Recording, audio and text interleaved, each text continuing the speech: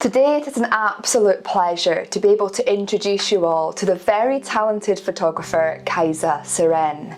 Now Kaisa is an ICM photographer based in Finland. Her imagery is truly captivating, and the way that she talks about how she visualises her images and goes about taking them is really inspiring to listen to.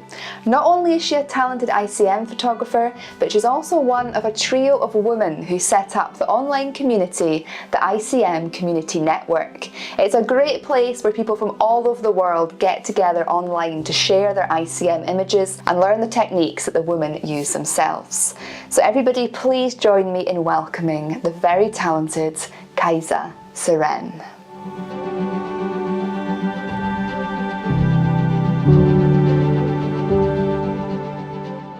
Hi Kaisa, how are you doing? Fine, thank you. Hi, nice meeting you, Kim. How are you doing? I'm really good, thank you. It's an absolute pleasure to have you here today. I was really honoured when you reached out to me a few weeks ago and said that you wanted to speak a little bit more about ICM and the work that you do, and hopefully share a little bit with people that'll help inspire them to get out to do this genre of photography, which of course is a genre that I've been delving into quite a bit over the last 6 months. So before we begin, I just wondered if you could give everybody a brief introduction into who you are and what got you into ICM photography in the first place.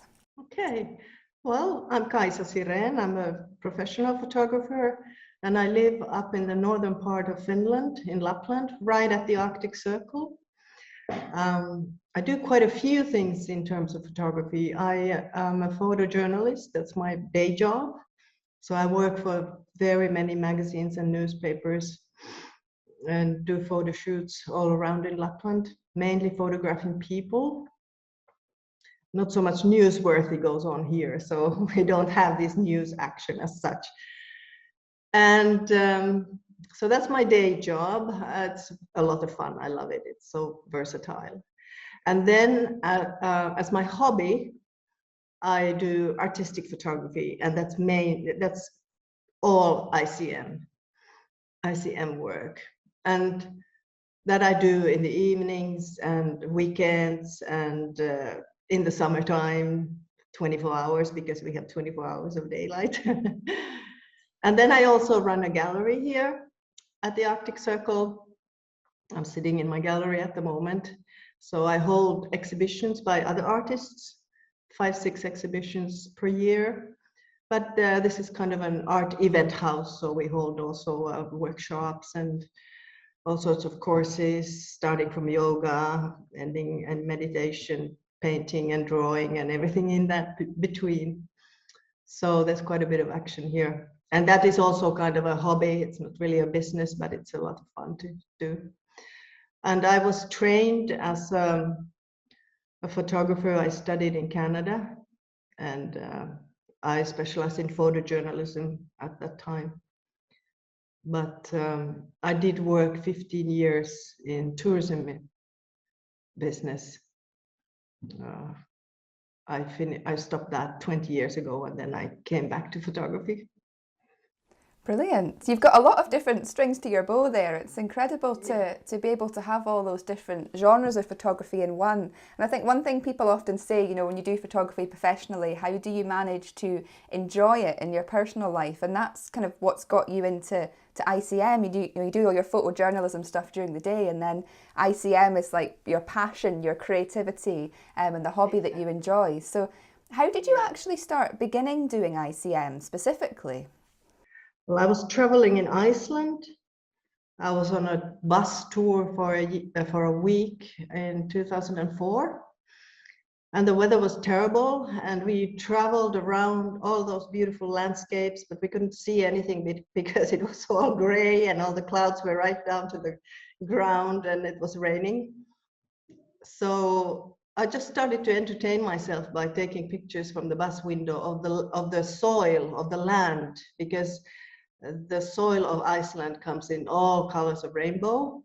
And of course, taking those from a bus, it's quite an impossible to get that as a traditional shot.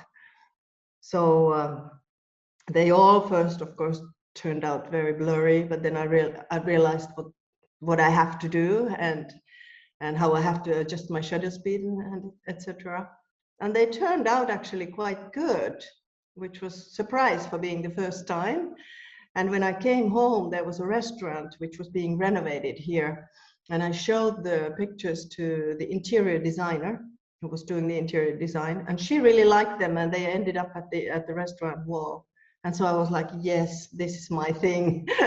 This is my future. And then I have continued doing it first quite a bit. Then there were a few years that I did a little less because I didn't really have time when I was running other businesses.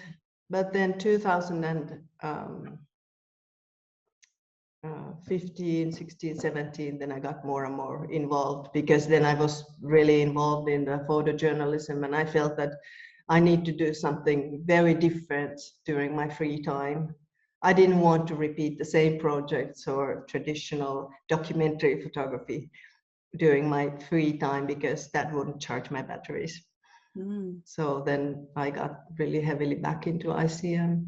Beautiful. I love that story there of you know, going around Iceland on the bus and not really being able, I suppose, to get out and do, as you say, your traditional photography, and coming up with a creative way to connect with the landscape.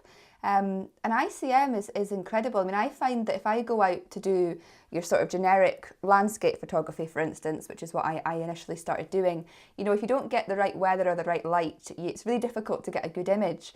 But I find that in all weathers, you can come away with an ICM image that you're happy with. And I'm finding now, if I struggle with generic photography, I'll do ICM, and suddenly I'm going home every time with an image that captivates me in some way.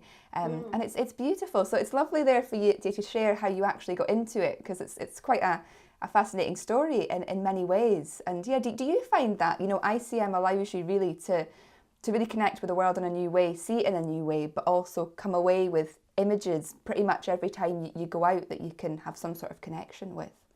Yeah, absolutely. I always, when I go out, I look first for color. I'm a real colorist.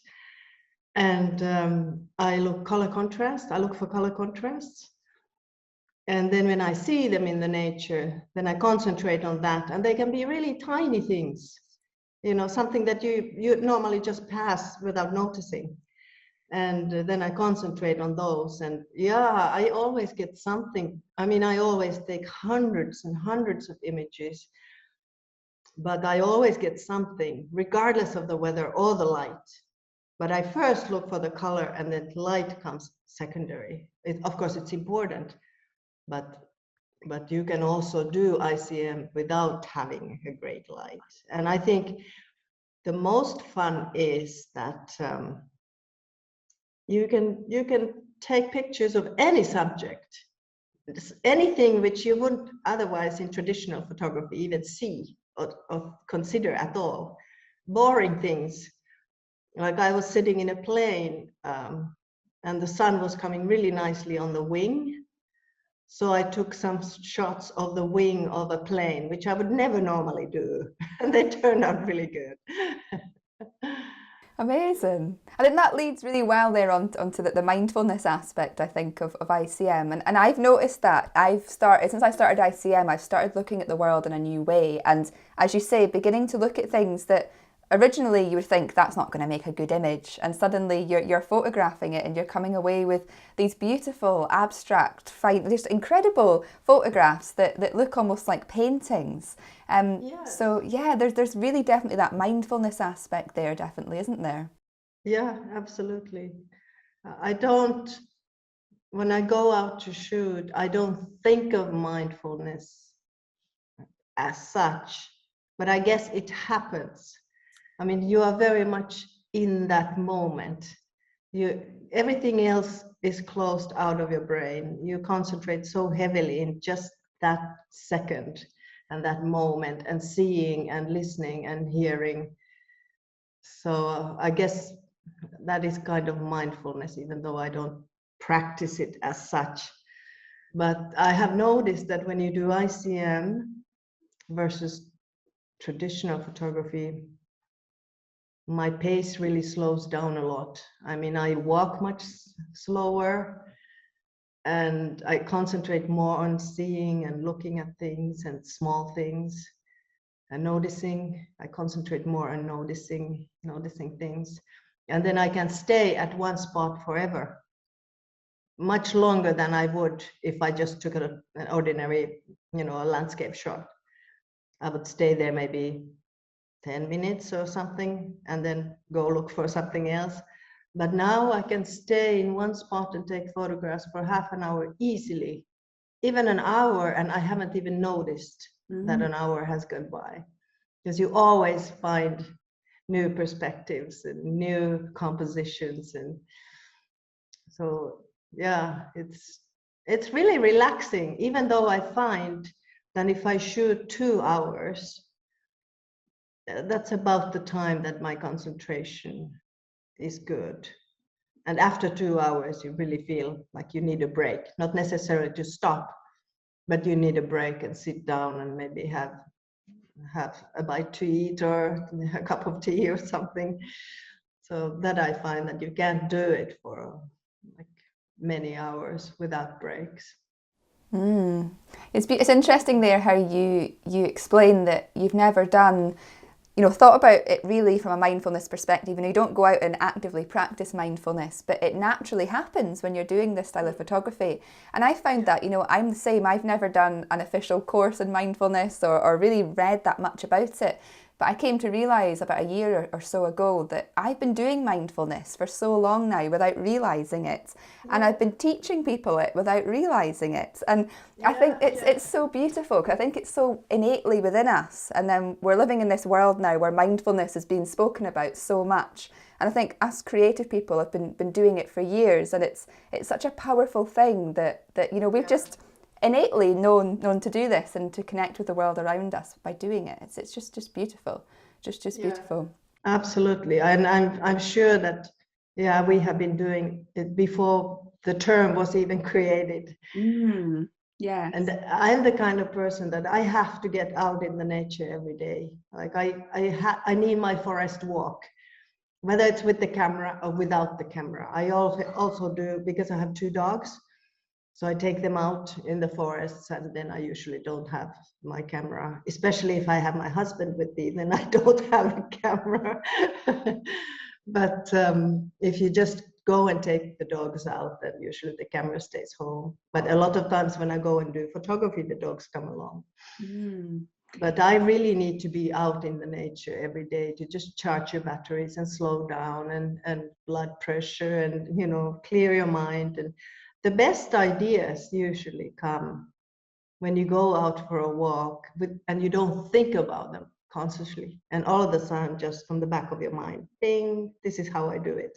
Yes, it's incredible. I actually find my best photographs and my best ideas for projects come, as you're saying, when you're not actually out maybe doing photography, but you're out on that daily walk and you're connecting with nature, because you're not stuck behind your camera really intensively looking at things, but you suddenly start noticing the weather changing and you start noticing the light and you start noticing flowers and subjects.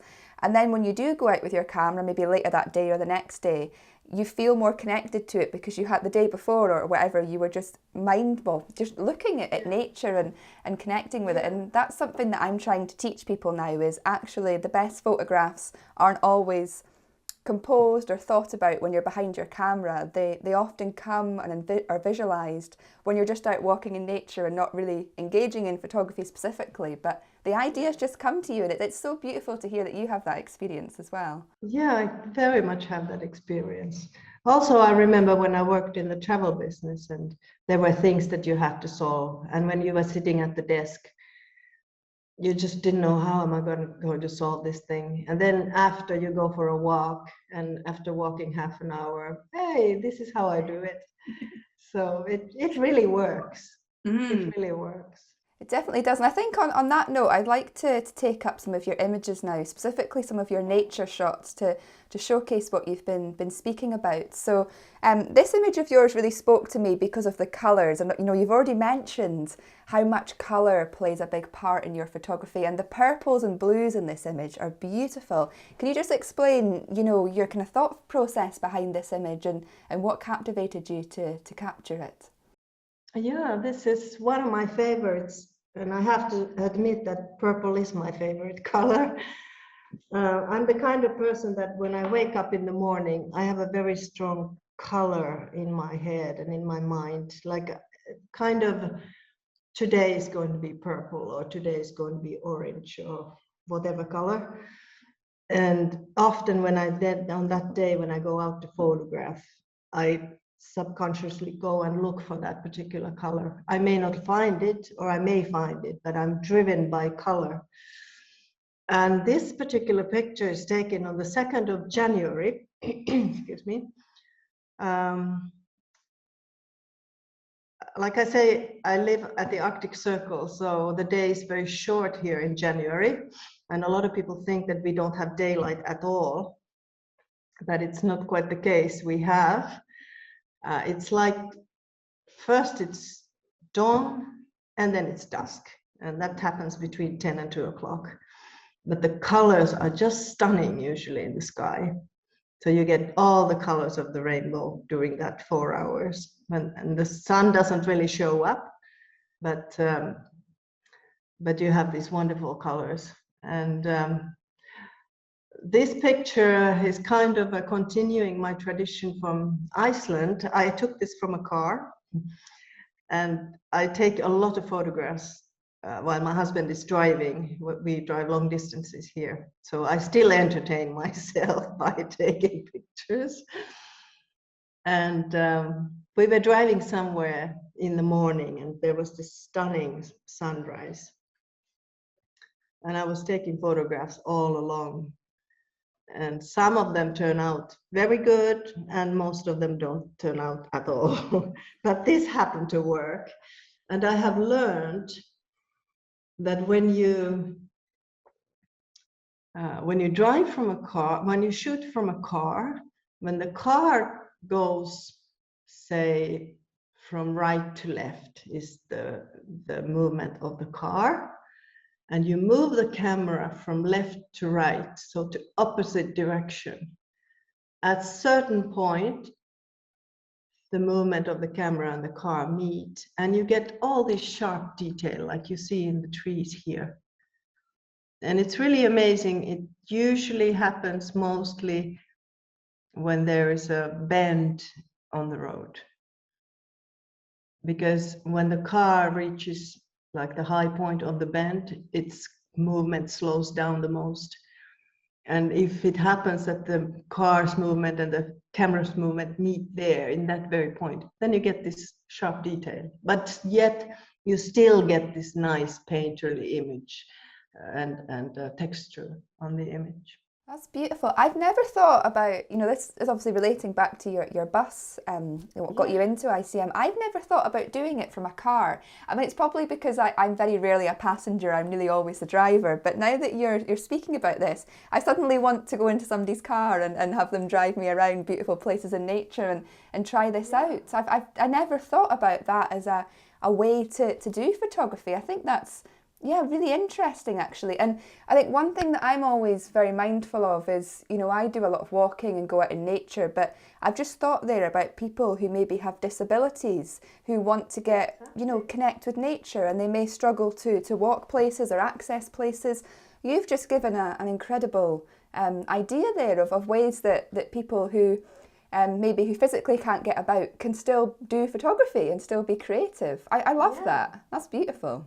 Yeah, absolutely. Yeah, I recommend to try it. I really recommend. This image here, this is, really abstract, and I've been looking at this shot and I've been trying to work out what it actually is. Can you explain this image? Yeah, I noticed that I like images that have a hint of realism in them. But at the same time, I'm sliding into more and more abstract expression, maybe abstract expressionism. But this is a face of a cliff from Norway. There's a particular place in the eastern part of Norway where the rocks have all colors of rainbow on them. They have all these different types of rock material, And there's purples and blues and oranges. I haven't done anything, I mean, color manipulation or anything to this image, just very basic post-processing. And the minerals or the materials in the rock, they go in different directions, so they make these geometrical shapes and forms. And I always also look for something geometrical in my images to move the camera along with. And this was maybe, I think I took this with a 100mm macro lens, and it was maybe shot from about 1 meter, so three feet distance. So quite a close shot. But really, it's a rock wall. As simple as that, but a very beautiful one. I would never have known that. I mean, when I looked at this image, I wasn't sure what it was. I knew it was something in nature, but I wasn't sure what it was. And I think this is one of the things I love about ICM is you can be as creative or as abstract as you want to be. So you can have that slight movement so that you can still see quite clearly what your subject is. Or you can do something like this where you're photographing something and it really allows your imagination to run wild. And it almost looks like a almost crayon painting or drawing this image, which, you know, I love it. It's like the two mediums coming together. You know, and some ICM shots look like watercolours, and, you know, it's bringing all these creative forms together and being able to do all of this with a camera. I think it's amazing, isn't it? Yeah, and what I love about it is that you photograph materials like this is a solid rock, and then the image looks like it could be wool or some kind of fabric, or you can turn the material into completely different hardness or softness. So that always amazes me. Oh, I love that. I've never thought about that before, but oh, you're so right. Every time I'm going to look at ICM images now, I'm going to be thinking about different textures and materials. Yeah, that's beautiful. And the coastline is the place that inspires me the most, and I think because of that, this image really spoke to me. This, I am pretty certain, is a wave, isn't it? It is a wave, yeah. I'm not very experienced to photograph waves because I don't live along. I mean, we have a big river flowing through our town, but it doesn't ever have waves like you have in an ocean. And this is from Norway, so this is the Arctic Ocean. And I was on a small island in an artist residence. And then there was this beautiful beach, and these waves were rolling in, and I could have been there like all day photographing the waves. But then what I like about this image is, first of all, it's the only one that I got from all of the hundreds that I took, where you see this light, because the sun, all of the sun came out through the clouds, but it was a split second. And I have managed to be able to take a picture during that split second. And it created all of these light streaks on the top of the wave.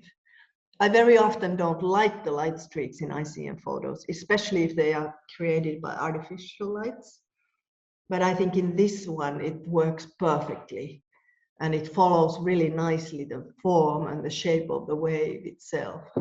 So, yeah. That was quite successful.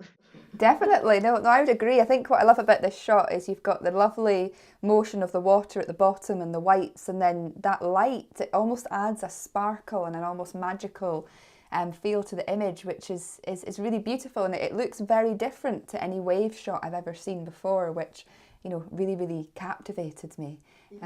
Yeah, beautiful. And one thing that we see people regularly shooting ICM in is, you know, woodlands, and this shot here it's just so different to any ICM shot I've seen before. You're not doing necessarily that straight up and down that you see people doing in woodlands. You've got that much more of a texture and a fabric to this image, as we were discussing a minute ago. How did you actually create this shot? It's beautiful. Well, this shot is right from my backyard. That's probably the place where I photograph the most. I don't have to go very far because I have these birch trees growing right behind the house, and then there's a little lake. So there's a lot of variety. And this shot is taken now in the wintertime, excuse me. There's snow on the ground, but okay, in the mid-winter, like January, we have also the tree trunks are covered by snow. So everything is white. But this is taken a little bit later. I think I took this now in the beginning of March, so that the tree trunks are already clear of snow. And what I usually do when I shoot ICM is I combine movements. I hardly ever do just one movement. I combine, I can combine a vertical, and here I have also moved a little bit from left to right. So there's from up down and left right, and having the left right movement has moved the snow in front of the trees, so you get all this fluffy texture on top of the tree trunks, and that's the snow that has been there on the ground, which I have moved from left to right. And I think in this shot, my exposure has been something like 5 seconds. And I have first held the camera still for 2 seconds maybe, and then started the movement. So also in this image, you can see a bit of this sharpness and these detailed lines as well. You've just given me so much to think about there. Like, I don't know, when I do ICM, I'm of course very new to it. I've not been doing it for nowhere near as long as you have, but I usually just tend to use a much shorter shutter speed and move the camera quicker. But the fact that you just said you use 5 seconds and you've got that still time and then that motion time, my imagination's going wild already. I can't wait to get out and practice some new techniques. That's incredible. Thank you for sharing that as well, because I think that'll help a lot of people watching to do that creative ICM for themselves. That's beautiful. Oh, it's so inspiring. And this, sorry. I was going to say that I personally find the short times quite difficult, because you have to be very fast with your movements and you don't have much control. But when you lengthen the time, then you have more control over the movement, and you can more sort of, how would I say, plan, or at least try to plan what the outcome will be.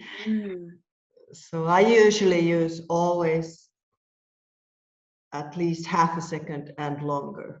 And this final image here of your nature shots that I wanted to share, this, by the looks of it, is some lovely mist amongst the trees. And most people would just shoot this, as a very quick, normal landscape shot. But I love how you've incorporated ICM into this image, and it gives it a totally different feeling. Yeah. It's very mystical. It's very dreamlike, I think. And I've taken this again, not from a car, but from a train this time. So this is from Japan. And there was this mountainside, and yes, there was this beautiful mist coming down the mountainside. And again, here, the same thing has happened, that I've moved. There's very little movement here in the camera, because the train goes very fast. So you don't actually need to you have very little, you need to move it very, very little. And again, train has gone to one direction and the camera the other. And it was April. So you already had a bit of leaves on the trees, this nice fresh green that you get first in the spring. And then there were some evergreen trees. So you had this nice variation on the color, from brown to this deep green. It's lovely there to hear that you can do it, and I love that you've done it, ICM in cars, in buses, in trains. I mean, it just gives people so many different ideas of different places they can do it. People who commute to work, for instance, they might say, I don't have any time for creativity because I work full time. But if you're on a train for an hour each way, or whatever you may be doing, you know, It's you a can, perfect time for yeah, you painting. can tap into it. I think that's amazing. Yeah, What? yeah. I Wow. mean, you can do it anywhere. I always entertain myself by taking ICM when there's boring moments or when you have to wait or whatever. I'm kind of an active person, so I like to do something all the time. Mm. Some people sleep in the train, but I couldn't do that. It's good to know what works for you, doesn't it? And the fact that you found a way to entertain yourself and connect with your creativity when you're doing, you know, because sitting on a train is often quite a time consuming thing, of course, and to be able to actually use that time productively in some way and connect with your creativity, I think that's absolutely beautiful. It's because it's not just nature that you can do ICM with, you can do it with all sorts of subjects, and you're currently doing a project photographing people dancing, is that correct? Yes, that's right. I've been working on this project for about a year and a bit now. And it's together with our local dance institute. I have 6 girls from there. They're about 17, 18-year-old, and they are already very far in their dance studies. And my goal has been to photograph them in all the 7 seasons of Lapland that we have here, because we have also in between spring and summer, we have a brown season, and between fall and winter, we have the dark winter season, and so on. So we have actually more than 4 seasons. And like I said, I'm a colorist, so I see the seasons as being of different color. So I wanted to convey in these photographs the different light that we have in each season, but also the different colors and the moods and the contrast that there are, and then bring it out with the dancers. It's been really exciting. And I have to say that ICM is difficult as it is, but when you are adding a moving subject, I mean, you probably quadruple the difficulty. So yeah, but it's been a lot of fun. And this particular picture is taken in July, so it's so-called bright summer. I mean, it's the deep summer, if you could say. It's the time when we still have 24 hours of daylight, but the sun already sets for a minute or two. But the colors and the light is very contrasty and bright at this time of the year. But all the flowers are blooming, and it's a beautiful time. And I wanted these dancers to kind of celebrate each season, and also celebrate the nature and the versatility of the nature we have here. That's so beautiful. I think, I love that how you're bringing all these elements together, you know, the beauty of dance and expression with the beauty of nature and the seasons, and then bringing that together with your eye for colour.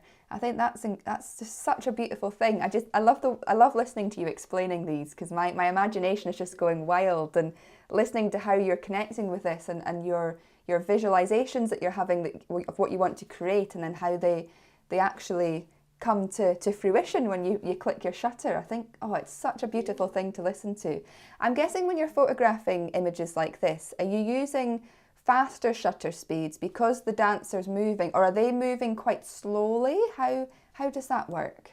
No, they didn't move slowly, but I move along with them quite a bit. My move, I try to follow them and kind of do the same kind of movement they do.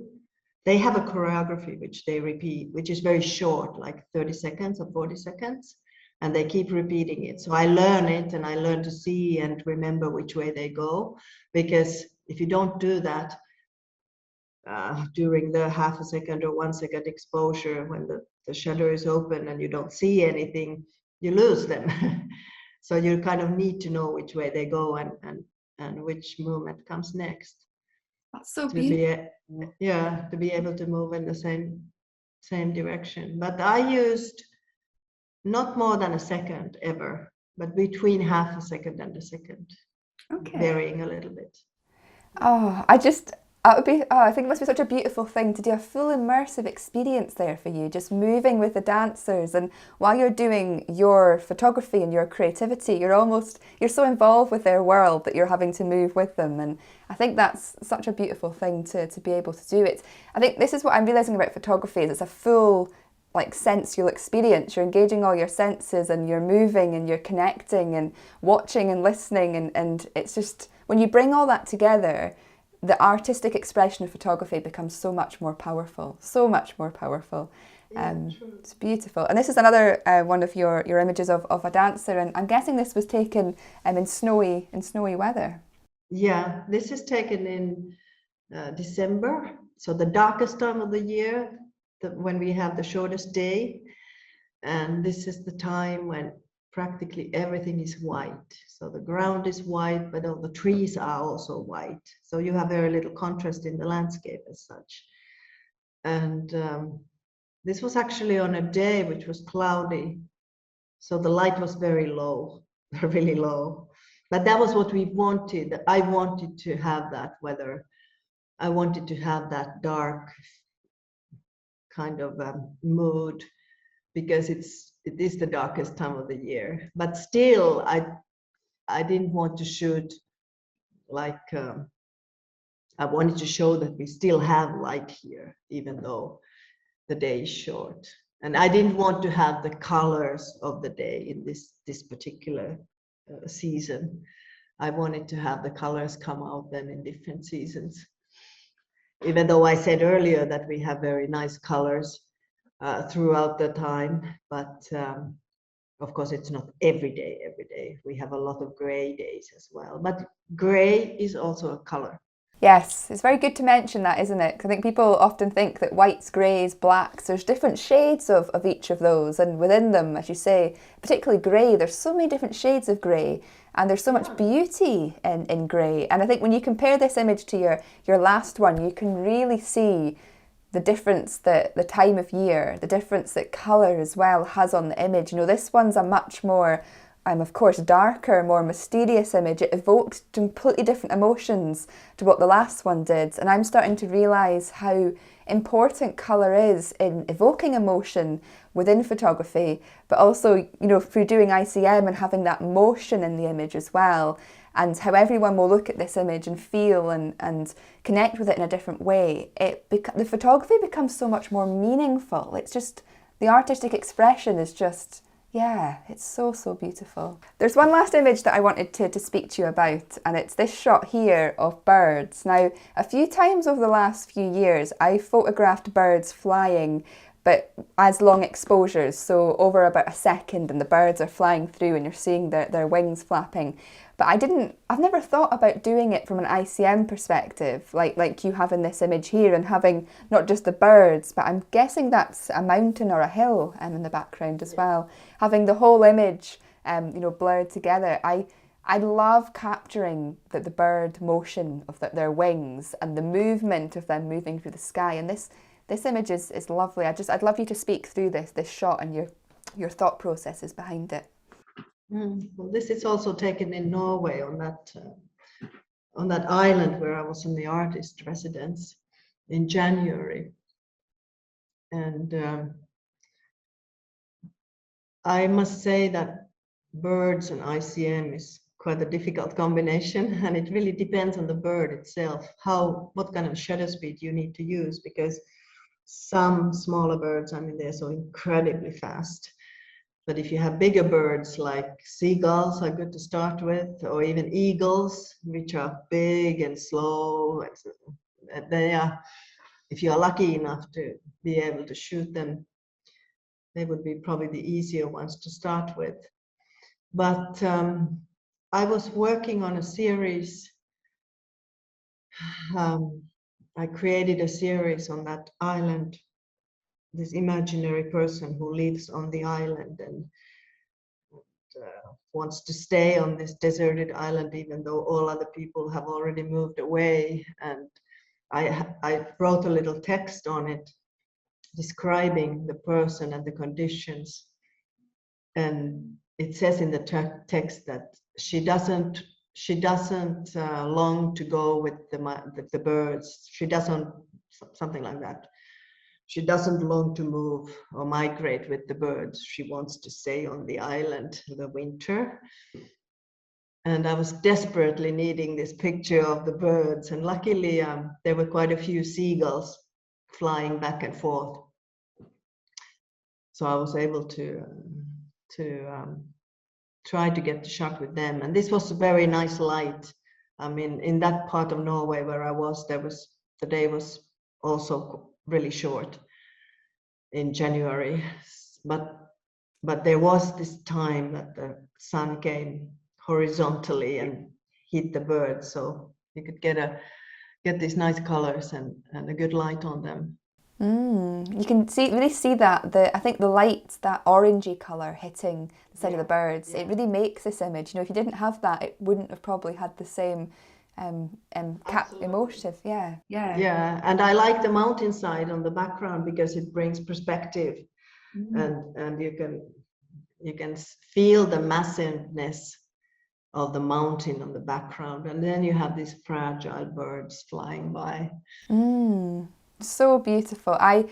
It's just been a joy to look through your images there, you know, all the nature ones and the people as well as the birds, and seeing how you can do ICM with so many different subject matters. And, you know, this is just, just a few of them. You know, there's so many you can do. And I think it's amazing to see how you are using your love for nature and your need to be out there every day and connect with it, with your amazing passion for colour, and bringing that all together with movement and motion. It's such an emotive thing. And some of your images, they really touch my heart. I just look at them and I think, wow, it's lovely. Wow. And I wanted, you're very welcome. I wanted to say that you've set up a community online called the ICM Community Network with 2 other ICM photographers. One, I believe, is based here in Scotland and one in the US. So for anybody who maybe wants to get involved more with ICM and who may be interested in this community, I thought it would be lovely if you could speak a little bit more about it and what this network does for ICM. Yeah, absolutely.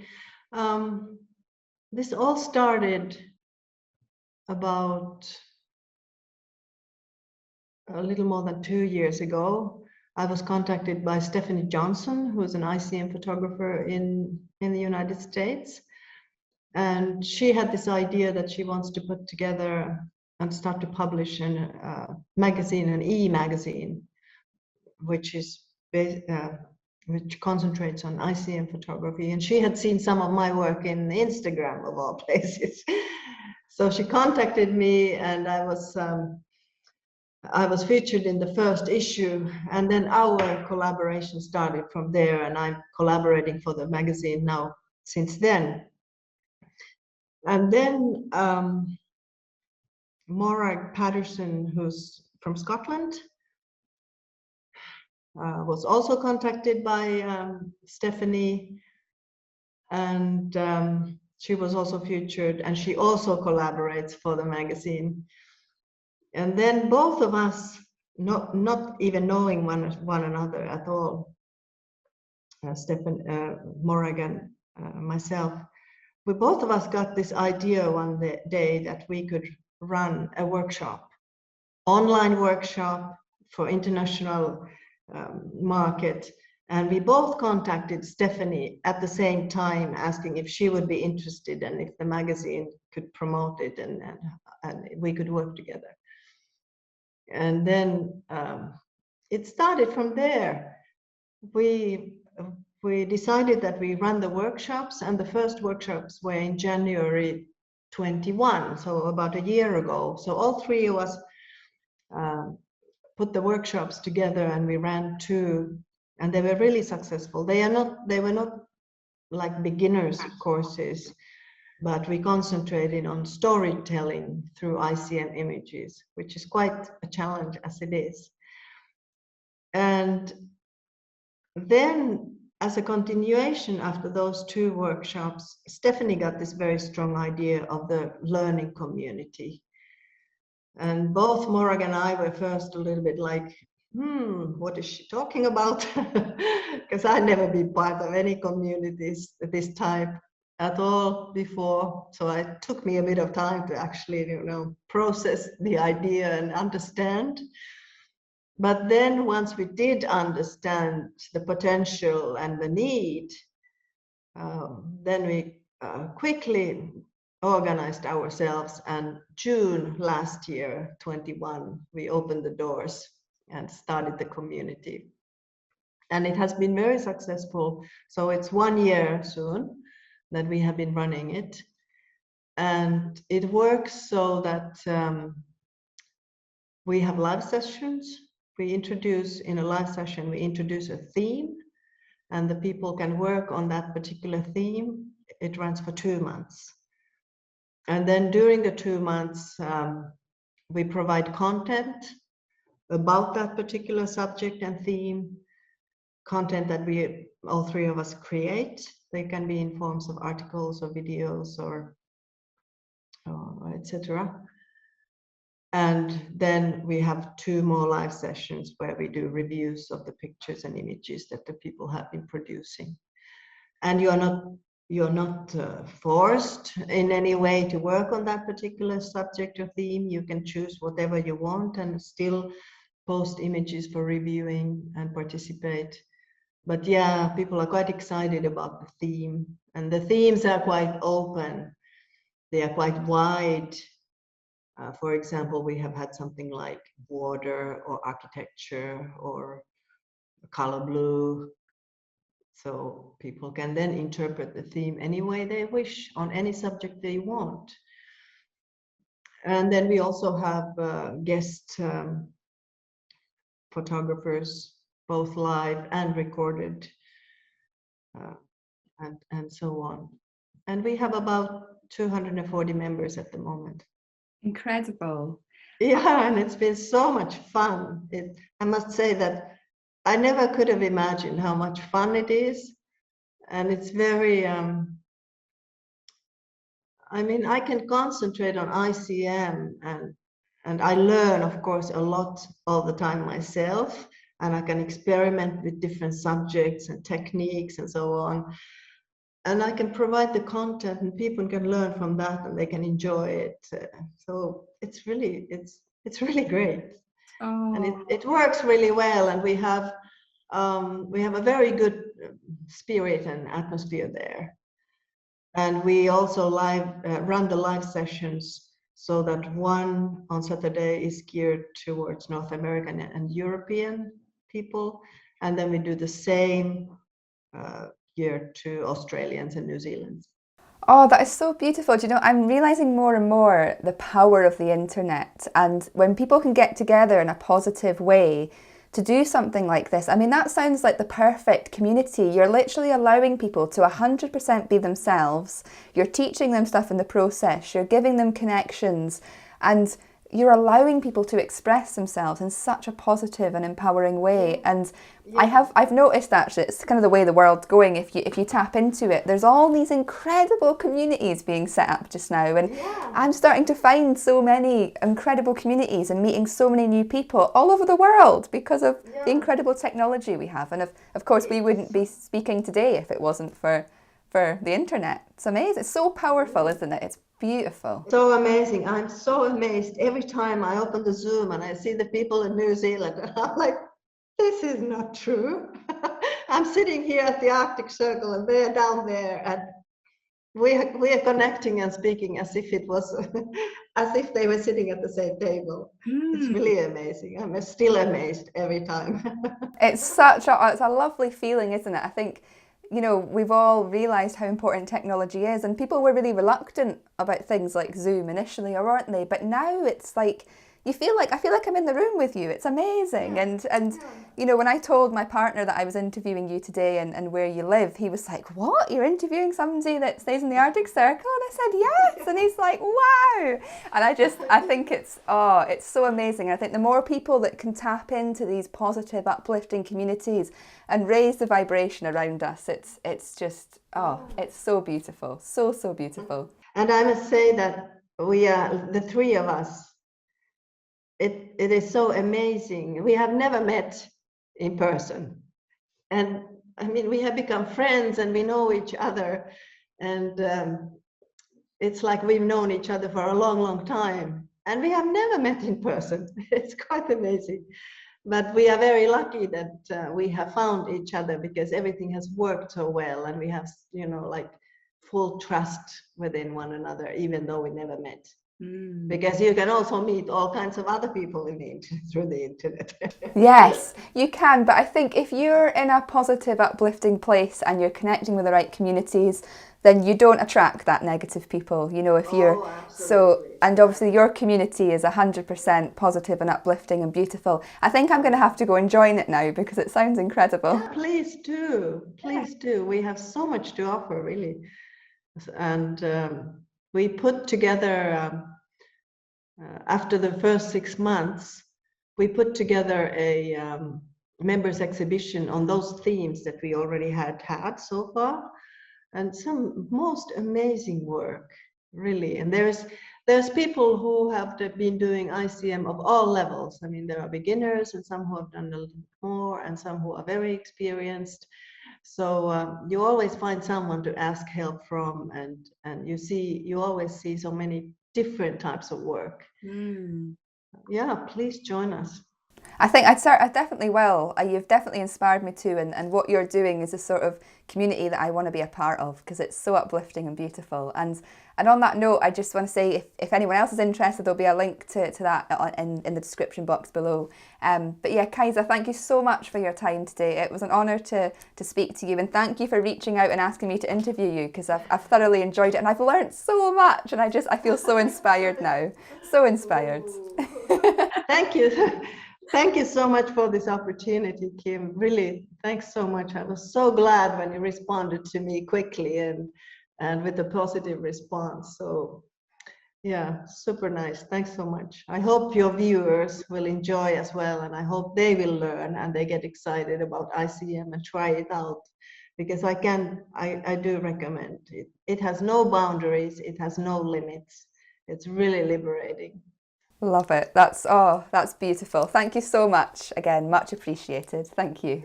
Thank you. If you would like to learn more about Kaisa's work or the online ICM community mentioned in this video, you can do so by heading to the links currently on screen.